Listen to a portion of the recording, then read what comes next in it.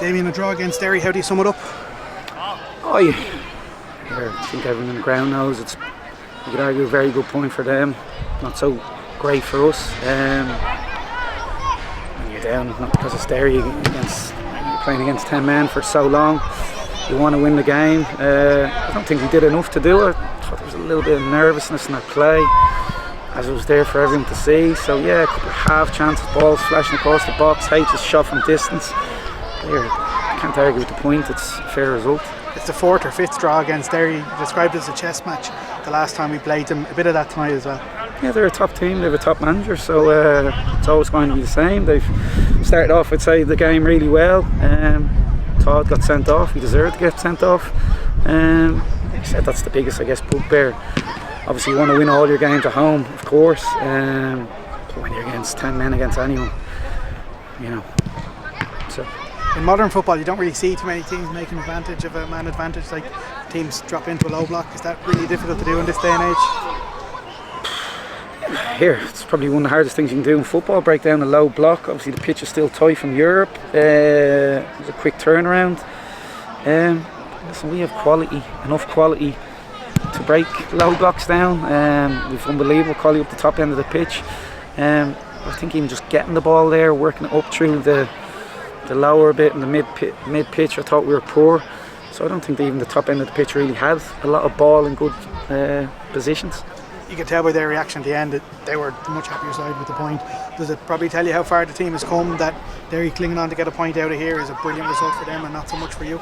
Yeah, I think that the 10 men plays into that as well. You know, you've got to being that man, you go down to 10 men, it galvanises them slightly as well, probably more than us. So yeah, that is the real disappointment. They'll go home, they'll be really happy, they'll back themselves over the next, I think they've 10 games, we've 11 games, because they're good players, but we back ourselves. The bench caused a bit of hassle as well. Ali Coote in particular was very lively when he came on. Were you disappointed not to have tested Mara a bit more after we had the man advantage? Yeah, I don't think we did enough. I think it's fair to say a draw is a fair result, which is a poor statement when they're down to 10 for so long. And they look dangerous on the counter attack, that left hand channel, Hoban pulling off into that space. So yeah, like I said, I don't think we've done enough to win the game, which is disappointing. I look forward to watching it back and see what we could have done better, but yeah, we tried to get all our attacking players on the pitch, we did it, but like I said, we didn't do enough to win. As Joey says, if you're not going to win it, don't lose it. You must be happy from that perspective. Yeah, I hear he's just said that up in the dressing room again. And listen, the lads should still, yeah, they're really disappointed because they know it's 2 points dropped. They should still be very proud of themselves. What they've done so far, all their families are here, touching that before the game. They're great young men.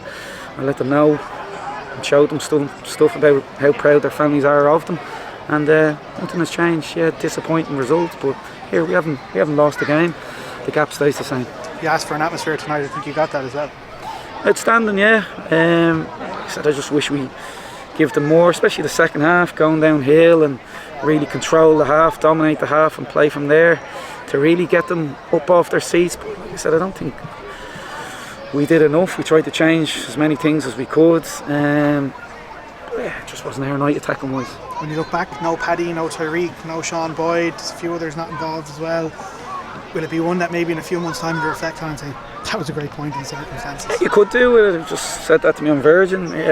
Obviously no defenders on the bench, so you're always running the fine line. Boydie obviously out. Yeah, like I said, the fact that they're down to 10 men, maybe not. Shane Griffin as well has played so little football. I think his first game back was just before the break, so he's had to have an immense few weeks getting involved. Sam Bone too. Yeah, here, fantastic. Top players in the league. That's why Chris been here 2.5 years. We know what he's all about, and he's back flying now. Sam, that's why we're so desperate to get him in. So yeah, listen, great, and they get more minutes under their belt. H as well, Ray gets on. But yeah, definitely going forward, as I said to the lads there, we did feel a bit of nervousness in our play tonight. We really want to go places. We can't play with them slight nerves. I mean, you talked about an all-energy performance. Is it hard to deliver that when the stakes feel so high and there's so much going on in the game? Are players nearly too afraid to make a mistake? Possibly, yeah. Yeah, it's rather than concentrating on doing something and win the game, you're concentrating, well, I don't want to make mistakes. So yeah, it's only human.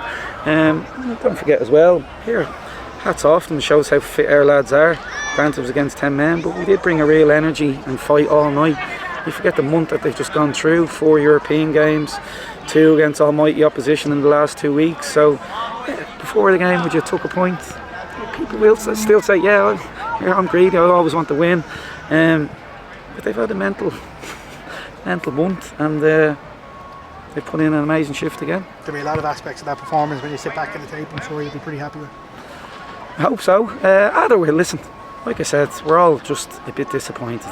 Whatever sport, somebody gets sent off, whether it be rugby, tonight, football, whatever, Gaelic, I don't know the rules there, there's a black, yellow cards, I think you can get sent off in Gaelic.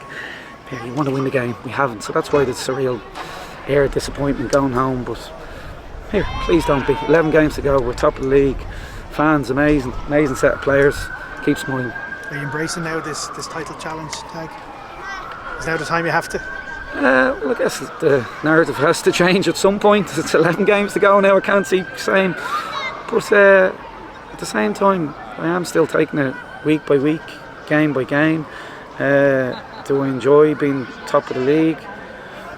Absolutely, it's great fun. I don't enjoy interviews because it's not me. I don't like being in the public eye, but being top of the league, am I embracing it? Absolutely, and I think the players should do as well. It's a short career. Shout out for Conor Kearns, he made an outstanding stop in that first half, something pretty special. Incredible, that's him. Joey says you don't win a game, you don't lose, and that plays a big part as well. So yeah, you could say he earned us a point. That was the real standout chance from the night, and as great as it was, it's something that we expect from him as well. What was your parting message to the players? Just similar to what I've said there. Yeah, you can feel the disappointment up there. Going forward, if we do want to win these type of games, forget about against 10 men, but on this run in now, it's not a time to play with a bit of apprehension and nerves. And but on top of that, I'm very proud of them. Fans are, I'm sure, and their families are as well, because I know they're all here tonight. Thanks, Damien. Thank you.